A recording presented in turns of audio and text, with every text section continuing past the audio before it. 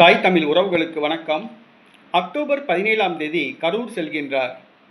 October 17ஆம் தேதி கரூர் செல்கின்றார் என்ற தலைப்பில் இந்த காணொளியை நாம் காண்கிறோம். நடிகர் விஜய் அவர் கடந்த மாதம் செப்டம்பர் 27ஆம் தேதி அவர் கரூரில் பிரச்சாரம் செய்த பொழுது கூட்ட நெரிசலில் மூச்சு திணறல் ஏற்பட்டு 41 பேர் மரணமடைந்தார்கள்.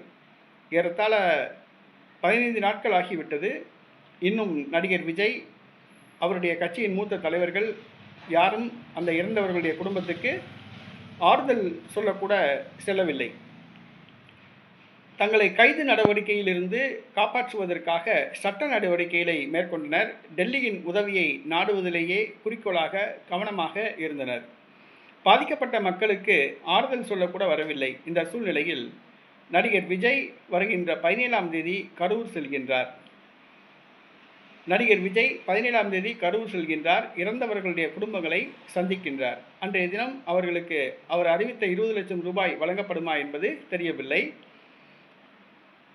அந்த 41 பேர் குடும்பங்களை ஒரு திருமண மண்டபத்துக்கு வர வைத்து அங்கே வைத்து ஆறுதல் சொல்ல உள்ளதாக கூறப்படுகிறது. தொண்டர்கள் கூடுவார்கள். மீண்டும் கூட்ட நெரிசல் ஏற்படும் என்பதால் தொண்டர்களுக்கு தடை விதிக்கப்பட்டுள்ளது. நடிகர் விஜய் ஆறுதல் சொல்வதற்காக ஏறத்தாழ 20 நாட்கள் கழித்து செல்கின்றார். இது அரசியல் வட்டாரத்தில் சர்ச்சையை ஏற்படுத்தியுள்ளது.